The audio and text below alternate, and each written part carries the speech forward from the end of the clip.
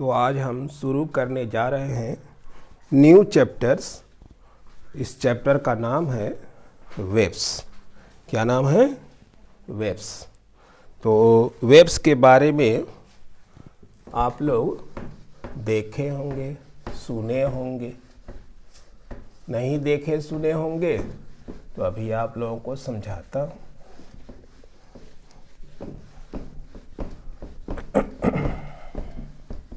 देख लीजिए। तो चैप्टर का नाम क्या है? चैप्टर का नाम है वेव्स। तो जल्दी से कॉपी पेन निकालिए और लिखना शुरू करिए। Waves.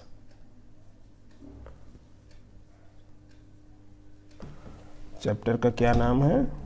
Waves.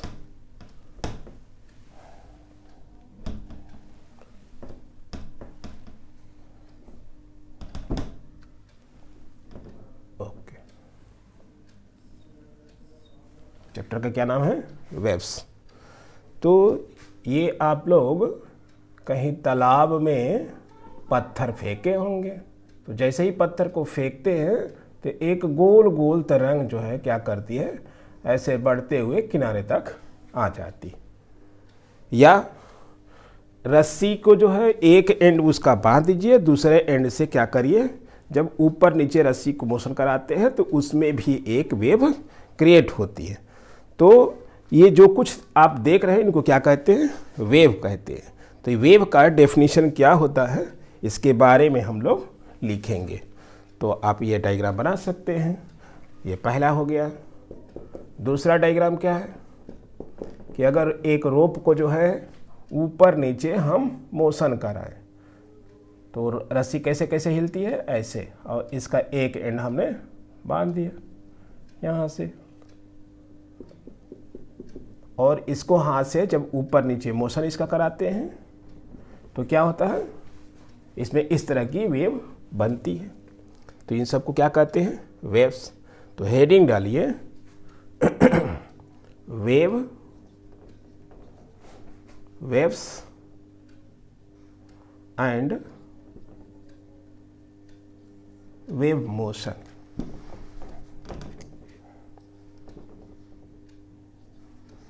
Wave motion.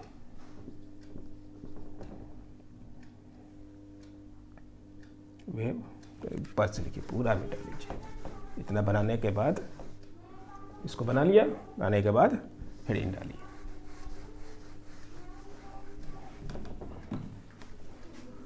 Number पहली हेडिंग है वेव और वेव मोशन।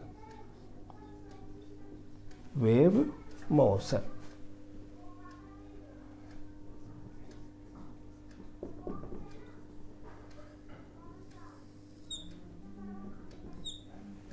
वेव और वेव मोशन। तो वेव्स और वेव्स, वेव मोशन। तो दीज आर, वेव्स क्या होती हैं? These are disturbances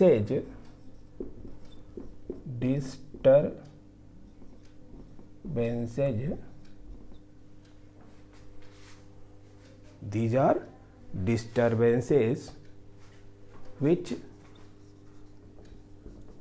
propagate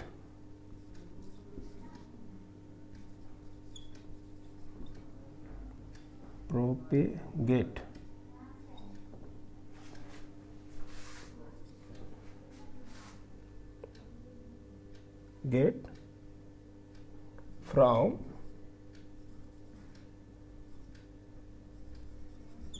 one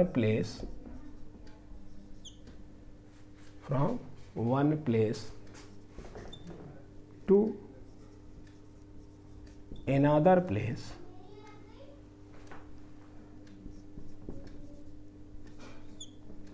these are disturbances which propagate from one place to another place without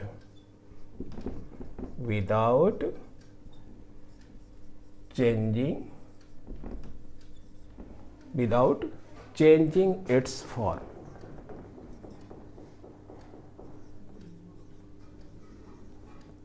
अपने फॉर्म को चेंज किए बगैर वो एक प्लेस से दूसरे प्लेस तक क्या करती है, वो जाती है, प्रोपोगेट करती है। तो इनको ही क्या कहेंगे, वेव कहेंगे। तो दीज आर डिस्टर्बेंसेस, वेव्स क्या होती हैं, डिस्टर्बेंसेज होती हैं which propagate from one place to another place without changing its form. और जो इनका मोशन होता है, the motion of the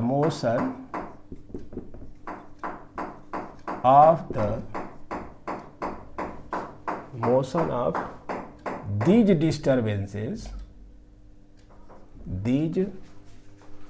disturbances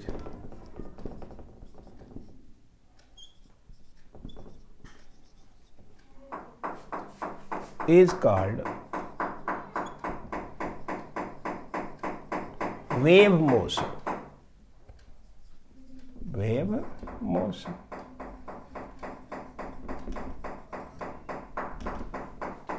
in disturbances के मोशन को क्या कहेंगे, वेव मोशन। अब इस वो मोशन में होता क्या है, in wave motion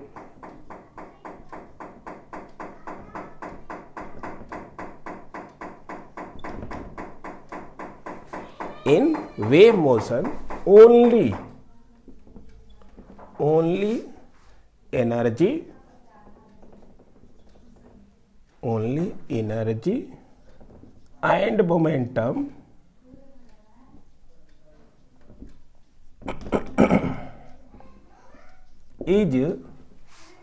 transferred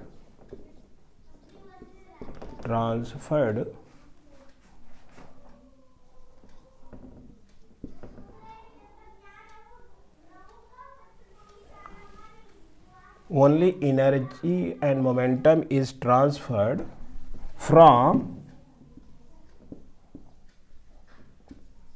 one place to another place, comma, not the matter transfer नहीं होता, not the matter of the medium,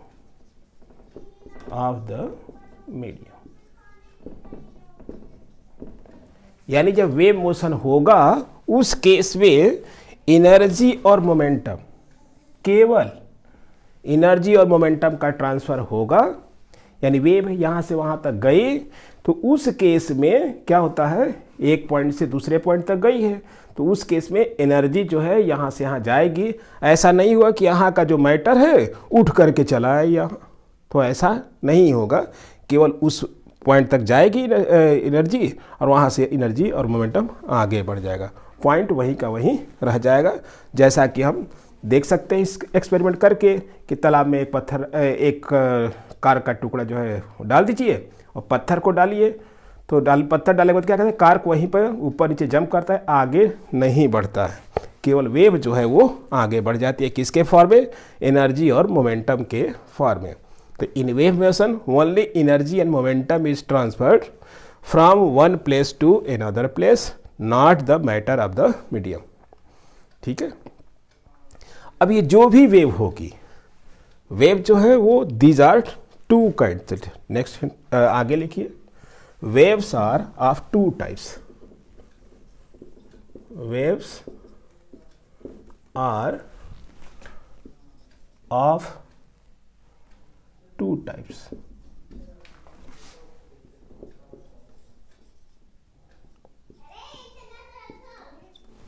बात अभी खत्म हुई नहीं तो आगे लिखिए, सब्जेक्ट का सिंबल हमने बना लिया है। Waves are of two types, full stop नहीं, क्या लगा देंगे, सच दैट। बात अभी आगे है। नंबर 1, वीडियो को पॉज करके जल्द से जल्द लिख लीजिए।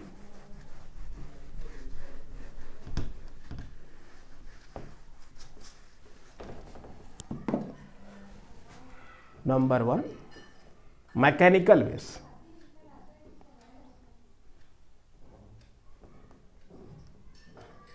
Mechanical waves. और दूसरी वाली टाइप जो है उसको कहते हैं इलेक्ट्रोमैग्नेटिक वेव्स।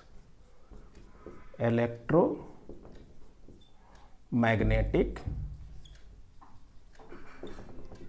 वेव्स।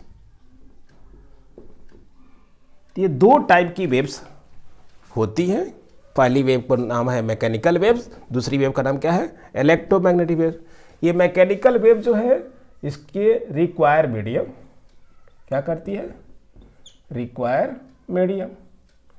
इसको चलने के लिए मीडियम चाहिए और इसको don't require medium, don't require medium.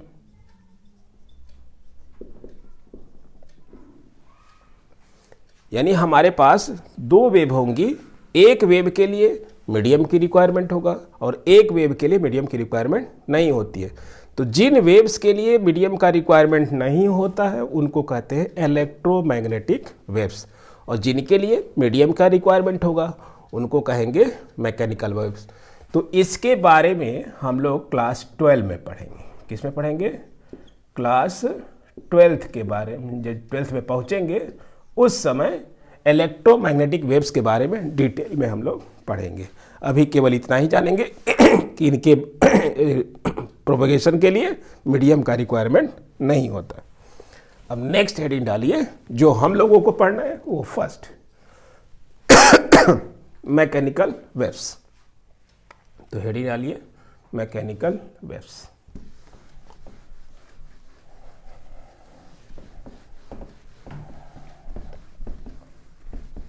तो हमारी हेडिंग नंबर 2 हो जाएगी मैकेनिकल वेव्स।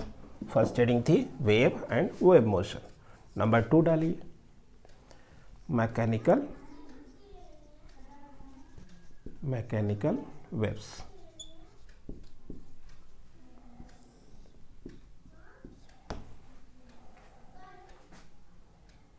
तो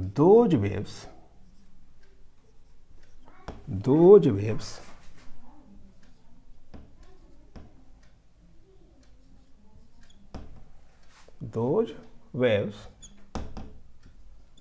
which require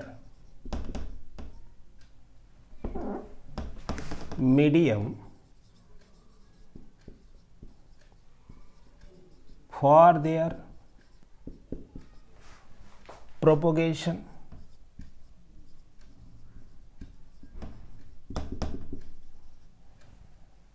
those waves which require medium for their propagation are called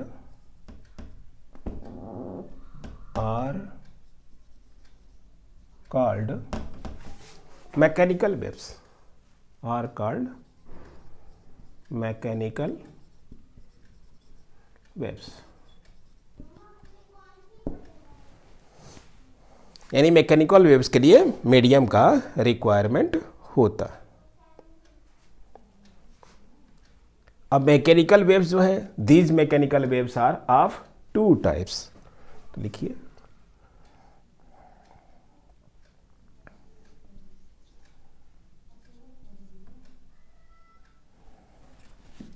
the mechanical waves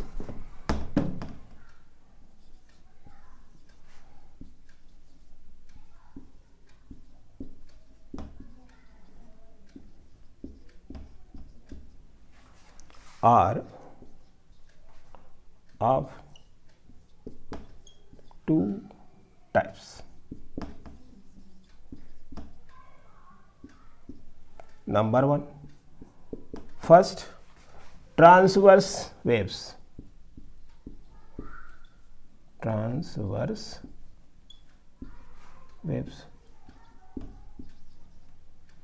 And number 2, longitudinal waves।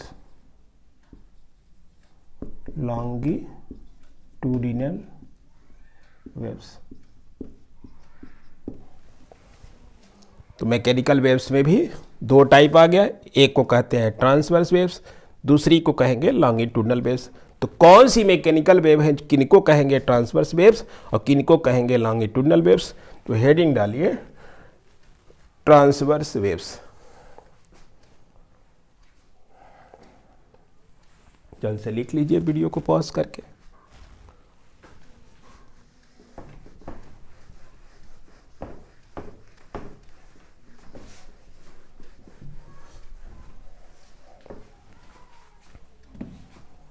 तो हेडिंग डालिए number 3 transverse waves. Transverse waves क्या लिखेंगे? Those mechanical waves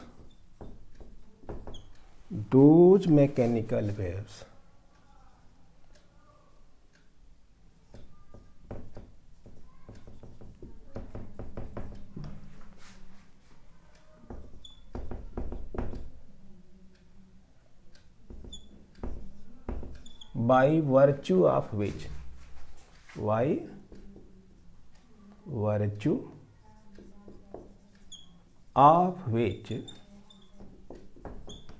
those mechanical waves by virtue of which the particles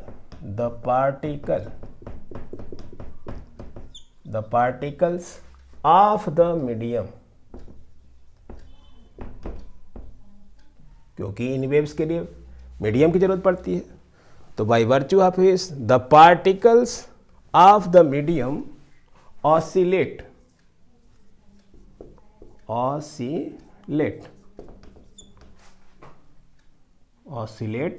perpendicular to the, simple ही बना देते हैं, आप लोग वर्ड लिख लीजिएगा, परपेंडिकुलर टू, ये क्या है? परपेंडिकुलर का साइन है, perpendicular to the direction of propagation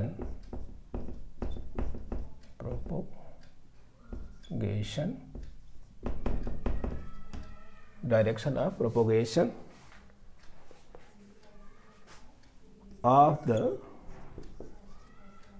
mechanical wave of the wave.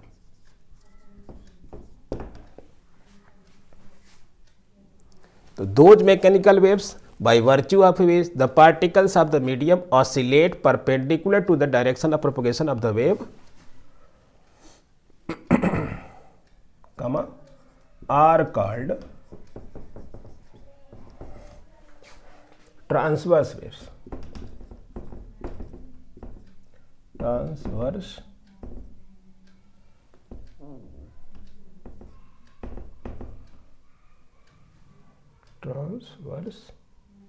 Waves.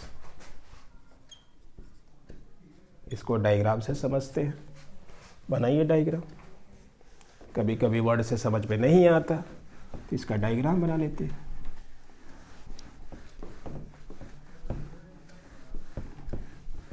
तो मान लीजिए ये हमारा direction of propagation of mechanical wave है। ये कोई जा रही थी मैकेनिकल वेव, ये क्या है? डायरेक्शन ऑफ, क्या लिख जा रहा, डायरेक्शन ऑफ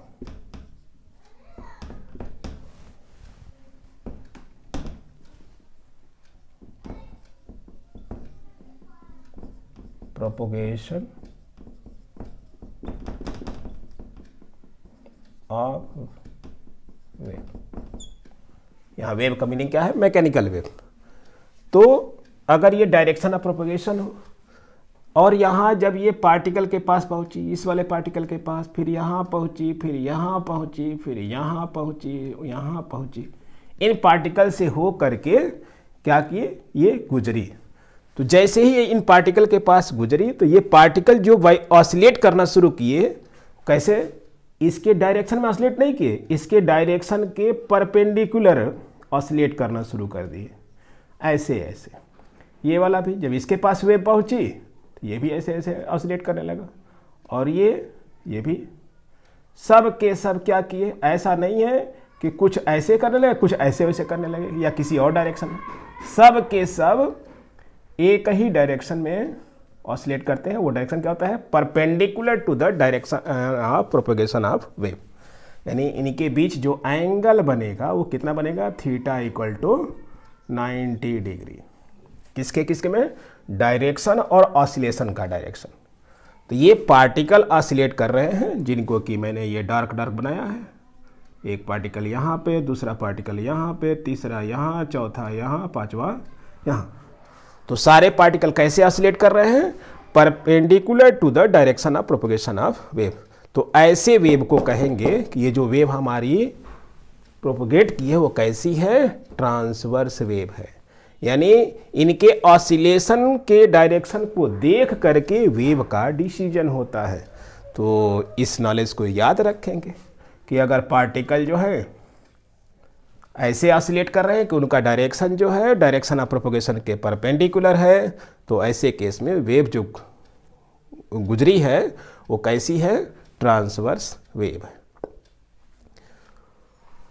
और ये जो पार्टिकल ऑसिलेट करते हैं वो कैसे ऑसिलेट करते हैं? सिंपल हार्मोनिक मोशन करते हैं। यानी अपने मेन पोजीशन के ऊपर जाएंगे, फिर मेन पोजीशन पे आएंगे, फिर दूसरी साइड में जाएंगे, फिर ऊपर आ जाएंगे। यानी इस मेन पोजीशन के ही इधर उधर ऑसिलेट करते हैं और एक फिक्स टाइम इंटरवल में करते हैं। तो उस फिक्स टाइम इंटरवल को कहते हैं इसका टाइम पीरियड। और जो मैक्सिमम डिस्प्लेसमेंट है उसको कहेंगे इनका एम्पलीट्यूड। वही वेव का भी एम्पलीट्यूड हो जाता है। ठीक है, जो इनकी फ्रीक्वेंसी हो जाएगी वही वेव की फ्रीक्वेंसी हो जाएगी। तो नेक्स्ट हेडिंग डालिए, हेडिंग नंबर 4। इसका एग्जाम्पल लिख लीजिए, ट्रांसवर्स वेव का एग्जाम्पल्स। तो हेडिंग डालिए एग्जाम्पल्स। तो इसको आप डायग्राम से समझ गए होंगे। Examples number 1,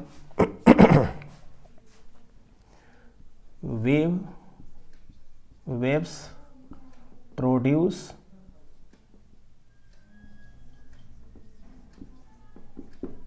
in the rope। रोप को जब हम मोशन कराते हैं तो क्या करते हैं? रोप में एक इस प्रकार से साइन कर्व के जैसा वेव आगे बढ़ती है। तो ये वेव कैसी होती है? ट्रांसवर्स वेव होती है, क्योंकि इस समय वेव हमारी आगे बढ़ती है और रस्सी कैसे ऑसिलेट करती है? ऊपर नीचे, perpendicular to the direction of motion. तो wave produced in the rope कैसी है? Transverse waves. Number 2, waves produced in the surface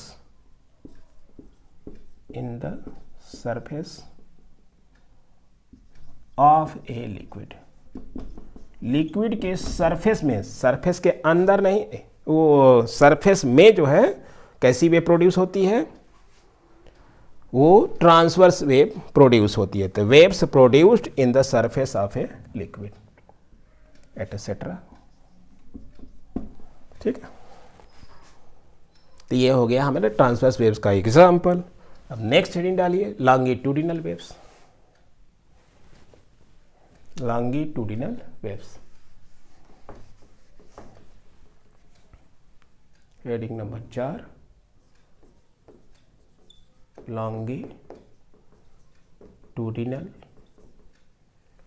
waves.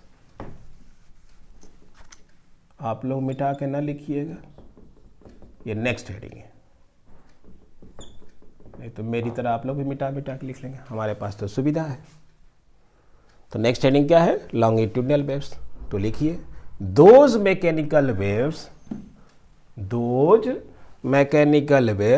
Bye virtue of which the particles of the medium oscillate in the direction of, हमारे लिए तो बढ़िया है, हमने oscillate in the direction of propagation of wave are called longitudinal waves,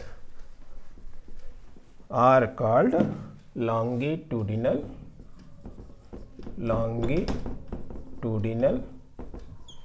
waves। ठीक है, diagram मिटा देते हैं और यहाँ थीटा के लिए देखते हैं क्या होगा,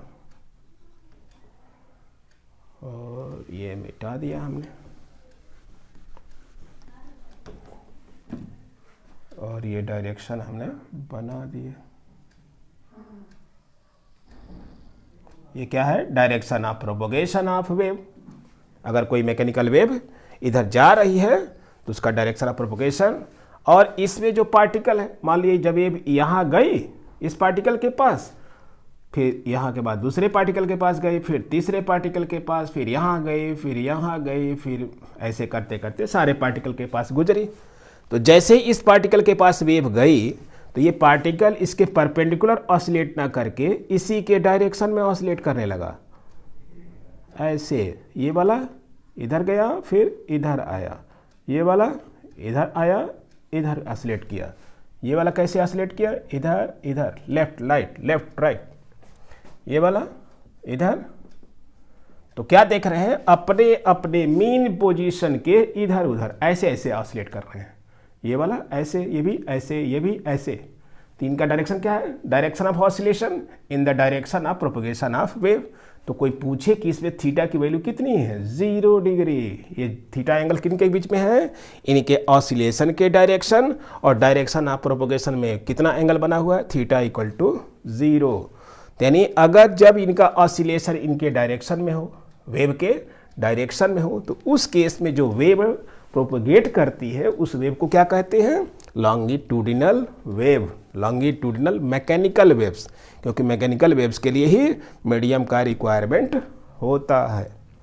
तो वीडियो को पॉज करिए, जल्दी से लिख लीजिए, क्योंकि हमने तो मिटा मिटा के ठीक कर लिया, आप लोग लिख नहीं पाए होंगे। तो एग्जाम्पल इसका ये नहीं है, इसका एग्जाम्पल लिखिए।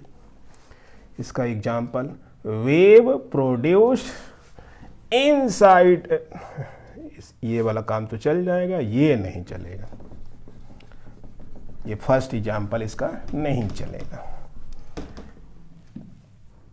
ये साउंड वेव्स, जितनी भी साउंड वेव्स हैं वो कैसी होती हैं? लॉन्गिट्यूडिनल वेव्स होती हैं। तो ये पहला एग्जाम्पल हो गया, sound waves. A wave produced inside the surface of a liquid, inside, in the surface नहीं, inside, inside the surface of a liquid, inside the surface of a liquid, etc. तो ये अगर लिक्विड है तो ये इसका सरफेस है, तो सरफेस में जो चलती है वो कौन सी चलती है? Transverse wave. और सरफेस के अंदर, लिक्विड के अंदर जो चलेगी वेव वो कौन सी चलेगी? Longitudinal waves. तो ये बात ध्यान में रखिएगा, एक है इनसाइड द सरफेस और एक है इन द सरफेस। तो wave produce inside the surface of a liquid are the examples of longitudinal waves. और ये हम लोग जो देखिए, मेरी आवाज़ आप लोगों तक पहुंच रही है, कौन सी वेव है? साउंड वेव है। तो साउंड वेव कैसी होती है? Longitudinal waves. ये साउंड वेव जो है हर मीडियम में चलती है, सॉलिड, लिक्विड, गैस, मगर ये केवल सॉलिड में चलती है। और सरफेस के, लिक्विड के सरफेस में कौन सी? Transverse waves. अभी देखेंगे किन किन मीडियम में जो है इनकी स्पीड कैसी होती है, स्पीड को कैसे, कौन कौन से वो फैक्टर्स हैं जो इनको प्रभाव डालते हैं। तो नेक्स्ट हेडिंग डालिए wavelength and wave velocity. Next heading क्या है? Wavelength and wave velocity.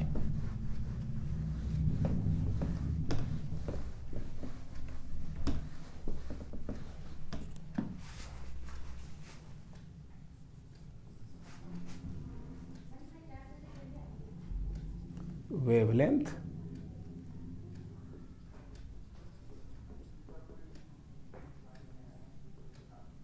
And wave velocity. Wave speed ही डाल लीजिए या वेव वेलोसिटी डाल लीजिए, कोई बात नहीं, दोनों सेम है। वेव वेलोसिटी या वेव स्पीड। इसको कुछ लोग वेव स्पीड भी बोलते हैं, दोनों एक ही बात, वेव स्पीड। तो फर्स्ट हेडिंग डालिए। तो अगर ये direction of propagation of wave हमने बना दिया, और इस डायरेक्शन ऑफ प्रोपगेशन के एलॉन्ग जो है वेव चलेगी, तो उसके एम्पलीट्यूड, डिस्प्लेसमेंट और टाइम के बीच अगर ग्राफ खींचा जाएगा तो कैसा ग्राफ आता है, ऐसे वेव हमारी आती है। डायग्राम ठीक से बना लेते हैं भाई, पूरा साइन कर्व बनाते हैं बढ़िया से।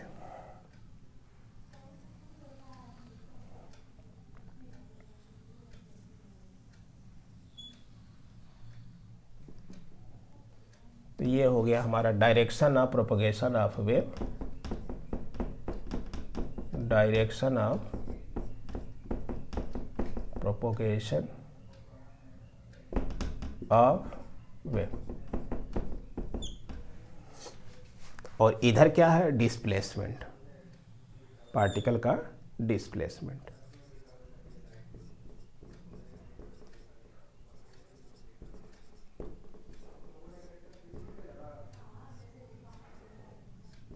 चाहे नीचे हो चाहे ऊपर, ये इसका मैक्सिमम डिस्प्लेसमेंट है।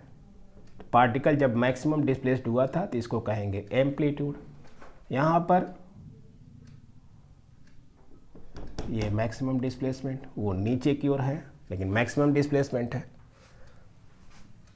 तो ये हमने डिस्प्लेसमेंट को इस डायरेक्शन में। यहाँ पर ये देख रहे हैं मैक्सिमम डिस्प्लेसमेंट क्या हुआ।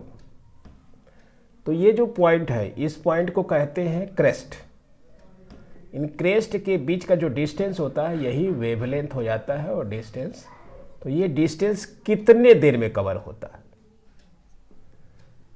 ये जो डिस्टेंस है कितने देर में वेव कवर करती है, इस पॉइंट से इस पॉइंट तक वो कितने देर में जाती है। तो हम जानते हैं कि जब वेव जो है जैसे ही इस पार्टिकल के पास पहुंची थी तो वो ये पार्टिकल जो है ऑसिलेट करना शुरू किया।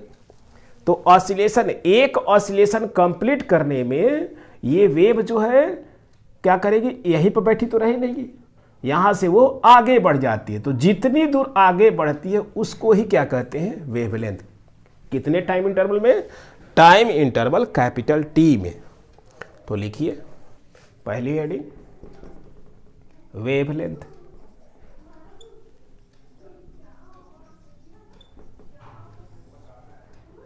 ये एक ही वर्ड, ये नहीं कि वेव अलग लेंथ अलग, वेवलेंथ एक ही वर्ड। इसका सिंबल क्या हो जाएगा, लैम्डा। तो distance,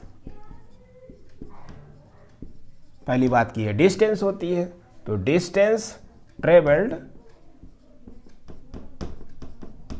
by the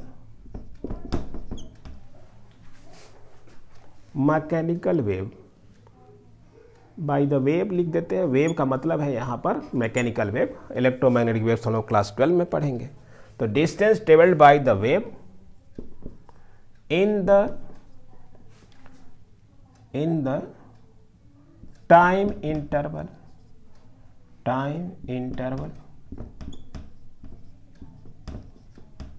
equal to the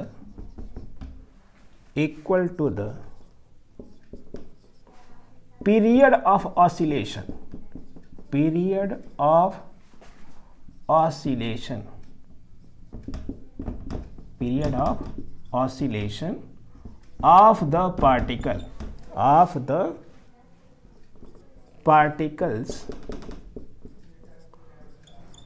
the medium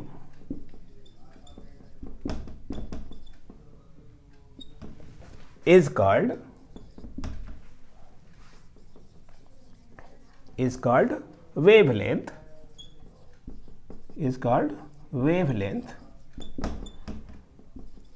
of the wave.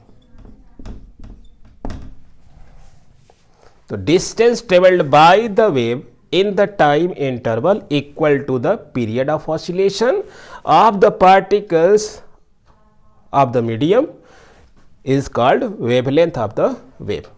यानी पार्टिकल के टाइम इंटरवल t में जितनी डिस्टेंस वेव आगे बढ़ती है उस डिस्टेंस को ही क्या कहते हैं, wavelength. It is denoted by symbol, it is denoted by symbol, Greek letter lambda. It is denoted by symbol lambda. Its SI unit is international system में यूनिट, इट्स SI यूनिट क्या होगा, कोई बताएगा क्या हो जाएगा?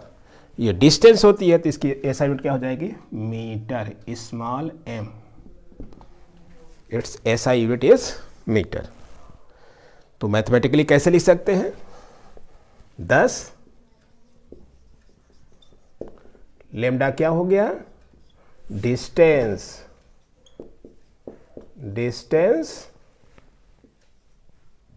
Travelled in time interval capital T। तो ये फार्मूला याद रखेंगे तो आपको डेरिवेशन करने में कोई दिक्कत नहीं होगी। तो इतने बड़े स्टेटमेंट को मैथमेटिक्स T क्या है, time period, where capital T क्या है, टाइम इंटरवल नहीं है, टाइम क्या है, टाइम पीरियड या पीरियड ऑफ ऑसिलेशन लिख लीजिए, period of oscillation, period of oscillation. एक ऑसिलेशन कंप्लीट करने में एक टाइम लगता है, उसी को कहते हैं पीरियड ऑफ ऑसिलेशन। तो इस पीरियड ऑफ ऑसिलेशन में वेव जितनी डिस्टेंस मूव करती है उस डिस्टेंस को ही क्या कहते हैं, वेवलेंथ कहते हैं। किसकी, वेव की। तो वेव की वेवलेंथ एक डिस्टेंस होती है जो कि वेव के द्वारा कवर होती है कितने टाइम इंटरवल में, कैपिटल T टाइम इंटरवल में। अब नेक्स्ट हेडिंग क्या है, वेव वेलोसिटी या वेव स्पीड। तो हेडिंग डालिए, वीडियो को पॉज करके जल्द से जल्द लिखिए।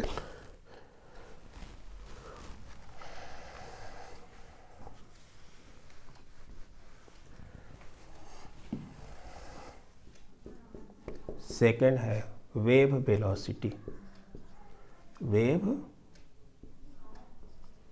वेलोसिटी। इसका सिंबल हो जाएगा स्मॉल v। तो ये डिस्टेंस तो होती नहीं है, मैं मिटा देता हूँ भैया।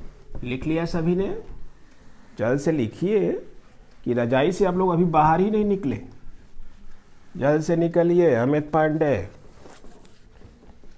प्रिंसेस सिंह, तुम भी बाहर निकलो, जल्दी से लिखना शुरू करो। Wave velocity,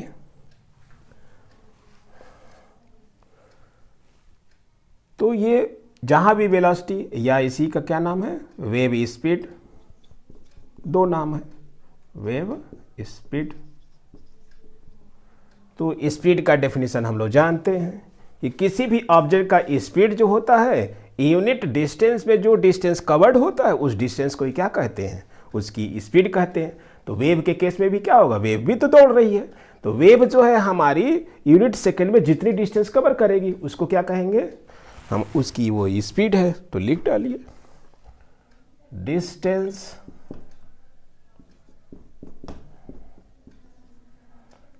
travelled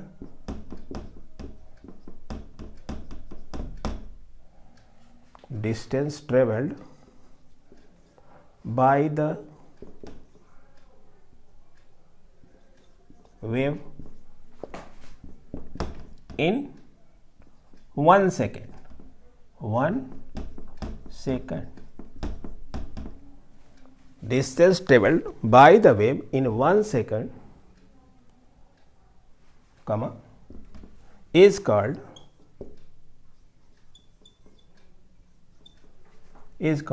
wave speed. Wave speed or wave velocity. Wave velocity.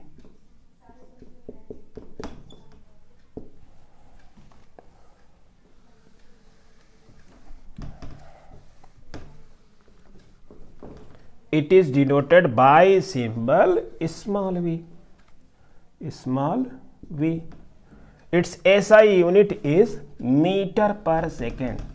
Metre per second, second का पावर -1, तो इसकी SI यूनिट क्या हो जाएगा? Metre per second. 10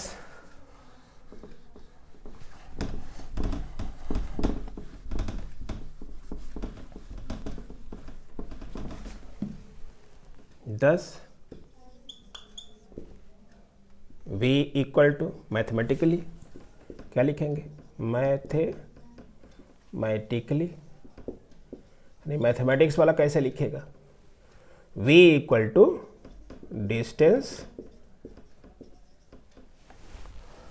distance covered या ट्रेवल्ड, जो भी बात लिखी है, distance covered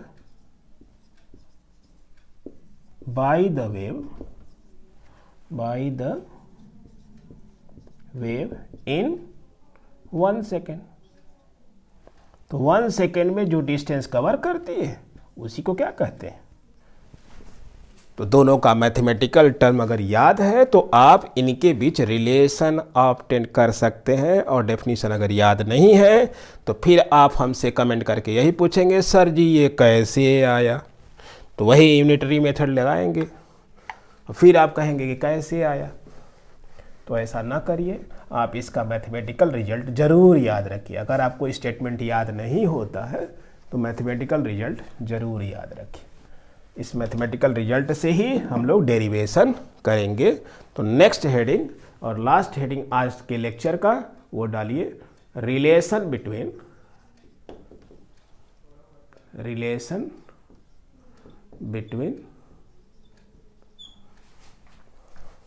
v and lambda, यानी स्पीड में और वेवलेंथ में रिलेशन निकालने जा रहे हैं।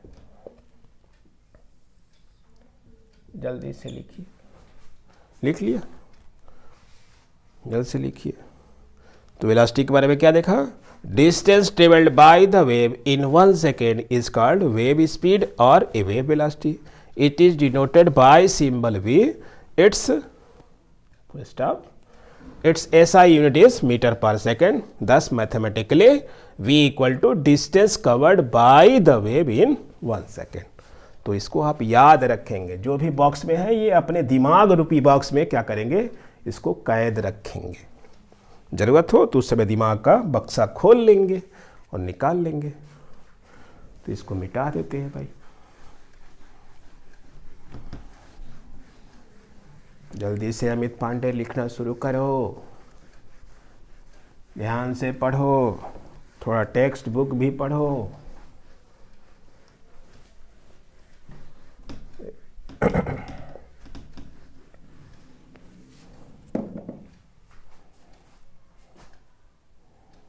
तो लेट मान लिया v equal two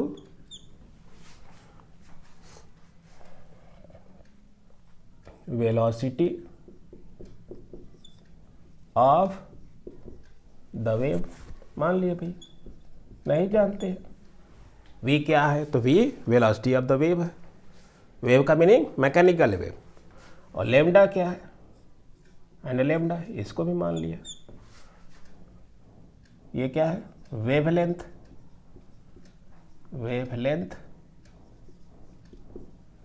of the wave. तो हमारा एम क्या है? इनके बीच में रिलेशन ऑब्टेन करना। तो जरा डेफिनेशन लगाइए। तो बाय डेफिनेशन ऑफ लेम्डा क्या जानते हैं? Lambda equal to distance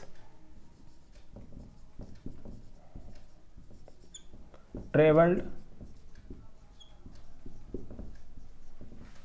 in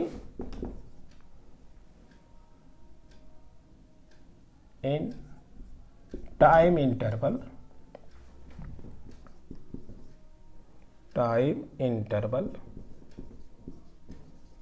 capital T। यही तो जानते हैं, यही जानते हैं। यानी इस इंटरवल टी में डिस्टेंस कितना कवर करती है, तो इसी को जरा मीनिंग लिखेंगे, that is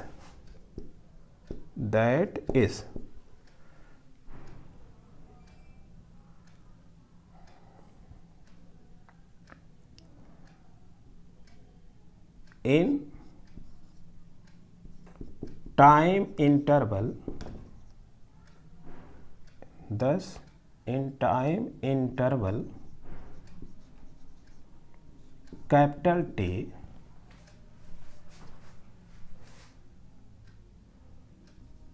distance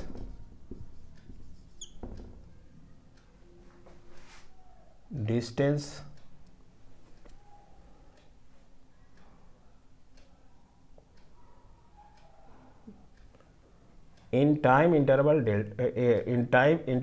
capital T distance traveled equal to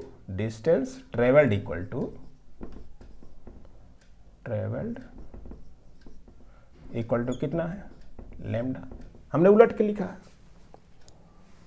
distance travelled in time interval capital T equal to lambda. तो अगर 1 सेकेंड में हम पूछे, टी सेकेंड में, distance travelled in T second, capital T second. तो अगर 1 second में, therefore imply that distance travelled in 1 second, 1 second equal to क्या हो जाएगा, लैम्डा बाई टी। कैसे हुआ कि हमने कहा कि इस टाइम इंटरवल टी में कितना डिस्टेंस कवर करता है, लैम्डा। तो 1 सेकेंड में कितना डिस्टेंस कवर करेगा, लैम्डा अपान जो ये वैल्यू दी है अपान में टी। तो इस क्वांटिटी को ही क्या कहेंगे, डिस्टेंस ट्रेवल्ड इन 1 सेकेंड। ठीक है, तो इस टाइम इंटरवल टी में कितना डिस्टेंस कवर करता है, लैम्डा। तो 1 सेकेंड में क्या हो जाएगा, यूनिटरी मेथड से ये डिवाइड हो जाएगा। और बाय डेफिनेशन ऑफ बी क्या जानते हैं, इसको इक्वेशन नंबर 1 डाल दीजिए, इसको इक्वेशन नंबर 1। बाय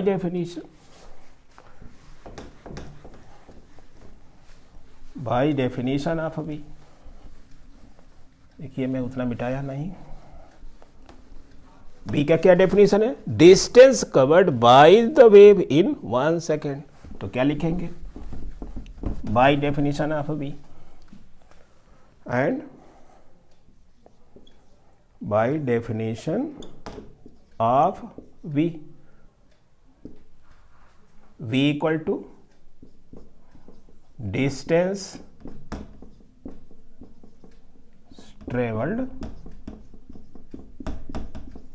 इन 1 सेकेंड।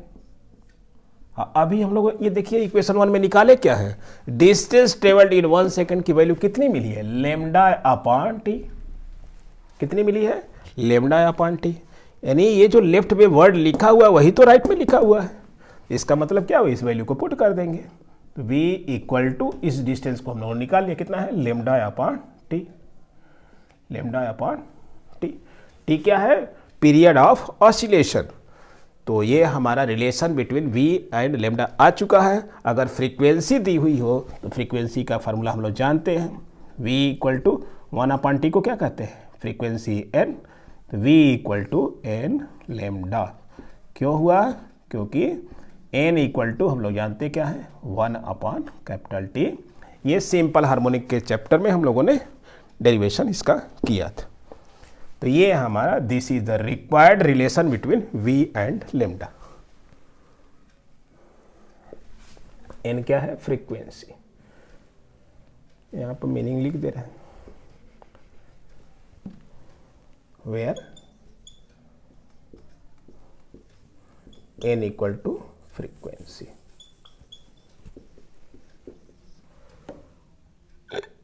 लैम्डा तो वेवलेंथ मान ही लिया, v जो है वो स्पीड है, t क्या है, period of oscillation. Period of oscillation,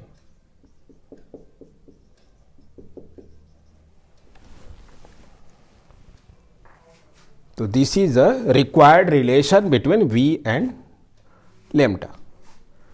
तो यहाँ इसको इक्वेशन टू क्या लिख देंगे, equation 2 is called relation between